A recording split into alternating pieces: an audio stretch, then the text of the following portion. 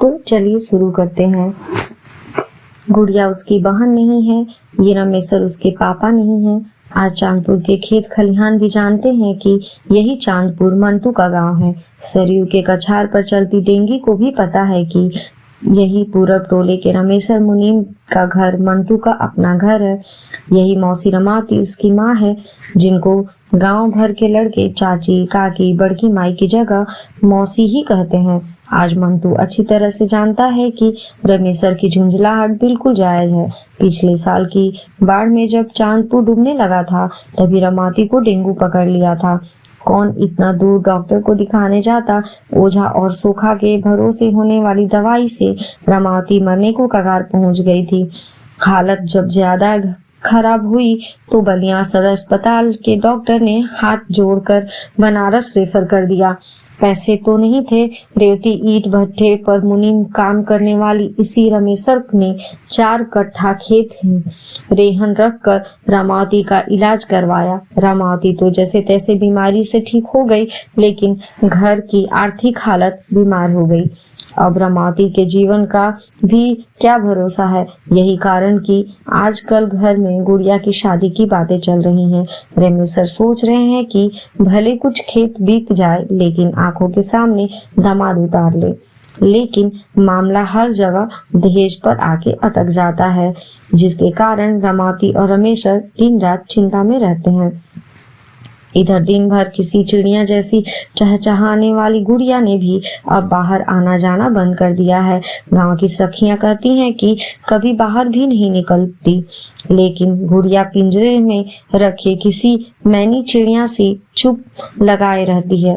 इसके बावजूद रमावती ने कभी अपना ये दर्द, ये चिंता मंटू के सामने जाहिर नहीं किया है। न ही आज तक किसी चीज की कभी महसूस होने दी है।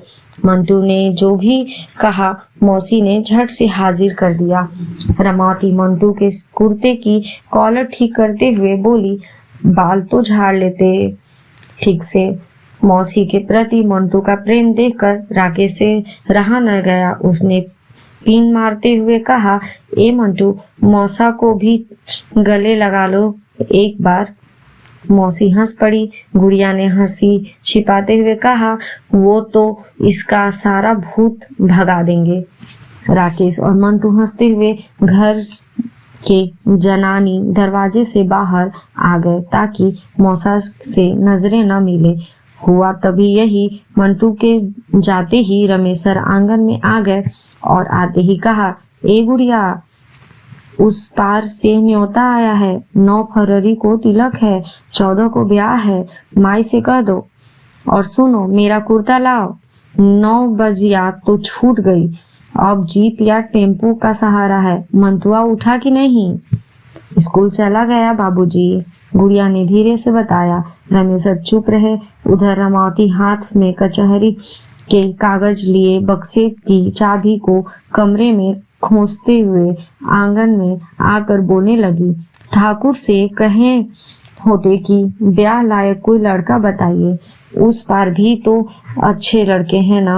बेटी है तो दहेज तो हर जगह देना ही है। इस पार दे चाहे उस पार दे। रमेशर इस बात पर चुप रहे। आंगन बुहारते हुए रमावती ने, अच्छा, सुरेमनपुर वाले लड़के का क्या हुआ? क्या कह रहे थे मदन बाबू? कह रहे हैं कि 3 लाख और एक गाड़ी, पूरा गहना, टीवी, फ्रीज, कूलर सब मांग रहे हैं। लड़का विकास भवन में चपरासी है। हीरो होंडा गाड़ी ठेका में ही चाहिए। कहाँ से दें? रमेशर ने कुर्ते की बाह को चढ़ाते हुए कहा। रमावती का चेहरा उदास हो गया। मुंह क्यों बन गया? बोलो। वो तो सरकारी नौकरी में है। आजकल 8वीं पास लड़के भी बीए की हुई लड़की खोज रहे हैं, जिसके दरवाजे पर एक खटिया तक नहीं है। वो भी दहेज में डबल बेड का पलंग खोज रहे हैं। जिसके यहाँ साइकिल का पंचर 1 हफ्ते बाद बनता है, वो भी कह रहा है कि तिलक में ही गाड़ी चाहिए। समझ में आ गया कुछ। गुड़िया वहां से हट गई। हमेशा की तरह जब जब ब्याह की बातें होती हैं, बाबूजी की ये सब बातें उसके कानों में पत्थर के तीर की तरह चुभती है। एक अनजाना अपराध बोध उसकी सांसें तेज कर देता है। रमेशर गमछा, शॉल और झोला लिए घर से निकल गए। दरवाजे पर खूंटे पर बंधी भी बच्चिया गुड़िया की तरफ देखकर बोलने लगी। घर का पोसुआ कुत्ता मोती उसके आगे आकर पूंछ हिलाने लगा। तब तक घड़ी 9:45 बज चुकी थी। सूरज की किरणों में अब आंगन तक आने लगी थी। आंगन की नीम पर बैठी चिड़िया ने फुदकना बंद कर दिया था। बगल के किसी घर से रेडियो की आवाज आ रही थी। जब तक पूरे न हो फेरे 7 तब तक बबुनी नहीं बबुआ की।